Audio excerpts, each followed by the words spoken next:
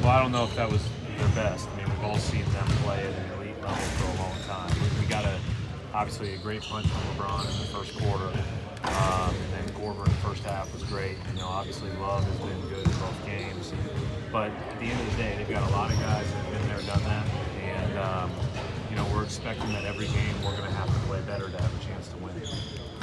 But you said, you know, you've said that for a few games now. Do you see that improvement? I mean, I think you should get, you should learn more about the team you're playing against as you move forward. But still, at the end of the day, it's about every game's its own entity. Like at 8:30 on Saturday, it's a brand new ball game. Like what's happened in the previous games, what happens in the future is all out the window. It's just about what happens in that, you know, 48-minute segment. And you know, our guys know that. We're gonna have to play really hard. We're gonna have to play really connected. Obviously, with all they've accomplished over the last few years, they've been tremendous on the road and at home, but especially at home. And you know, it'll be a heck of a challenge. Just talk about the challenge that the Celtics present in that you have such a balanced scoring attack. Well, I mean, I think we've got a lot of guys that can do a lot of different things. I think they're doing a great job of sorting what they do best. You know, it's an interesting deal because, you know, you never know who's going to have the ball to end. You never know who's going to have the ball in certain moments. And because we've got a bunch of guys that we all trust in that moment. And, you know, and they've earned that with their play all the way through the year. And certainly, you know, since we've basically had this group together post the Kyrie injury. And how challenging do you think that is for your opponents because they don't know, like you said, who's going to take the shot?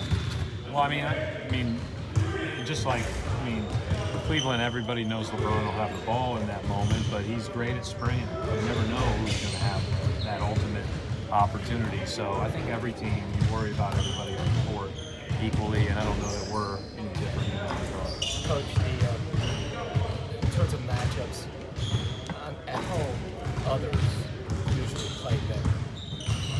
How do you? Well, we're gonna have to be great about adjusting as the lineups go, as our lineups come in, making sure we're matched up appropriately, and then, you know, we have to continue to guard the three-point line.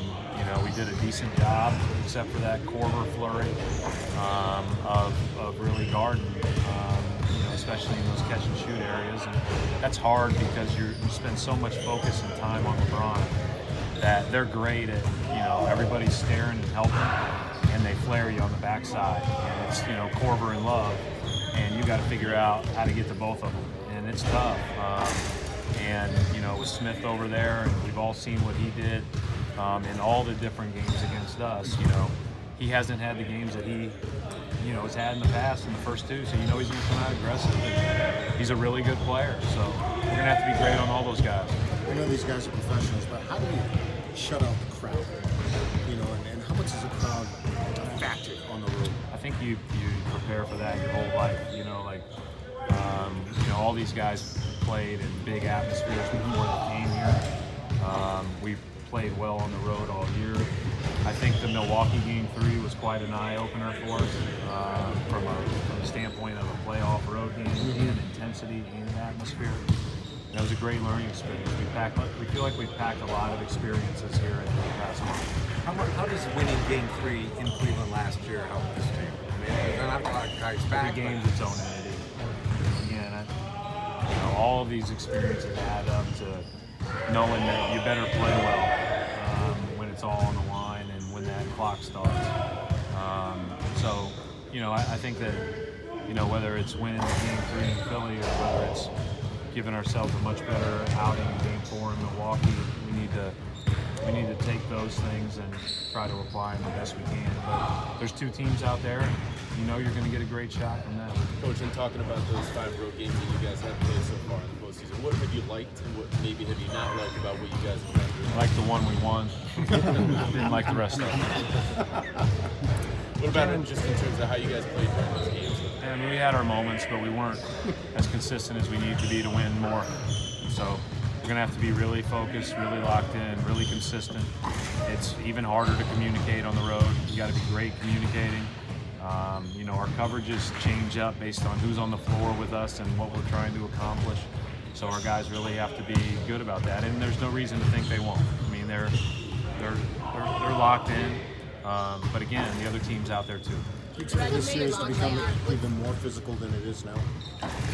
I think it's been, you know, pretty physical, and I think that's just playoff basketball. And every game when you're playing in this, you're always, you know, every single game adds even more of that, just because you're playing each other again and again and again.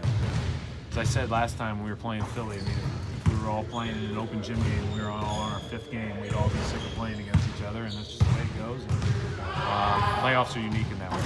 Jaylen did have a big game, one of those games in Milwaukee, and obviously he kind of but kind of countered LeBron a little bit the other night. What about him allows him to be able to kind of seize that moment, regardless of where the crowd is and everything else? Jaylen's fearless. Jaylen's tough. Jaylen continuously gets better. He wants to get better. And, you know, I think sometimes because of his athleticism and his youth, you know, he's got an unbelievable ability to get in and make plays that other people can't make. But then I think sometimes we don't talk enough about how competitive he is. And he's another tough, competitive guy. What is the plan for using these 3 days? Yeah, so yesterday was an off day. It was, you know, almost everybody was in here getting treatment of some kind. And then today we went, you know, we didn't go live much, but we did go for an extended period and did some things that we need to do better defensively, did some things that we think we need to do better offensively, some areas of focus. We'll lighten it up tomorrow as we get ready to tip it off Saturday. We're going to need every bit of energy we have for Saturday night. How is Shane progressing at this point? That's a couple questions. He's doing well. He ran up and down the court a couple of times today, but any time that he would catch a ball or have to swing it to the next person, even in a 5-on-0 offensive drill, was uncomfortable, so he just stopped. But he is progressing well. What that means, he's not anywhere close to playing. LeBron said that they have problems in the 3rd quarter. Have you seen anything like that? I just think everybody has their moments. It's game to game. I don't, you know, obviously he's been there all year. He has a great feel for them, and you know what we're trying to do is play all 48 the exact same way. We haven't been able to accomplish that. I thought we were really good at the start of the 3rd, but I thought we were. Probably the key to the game was weathering the storm early, not letting it get out of hand. All right, thanks, Coach. Thank you. Thank you very much. Thanks.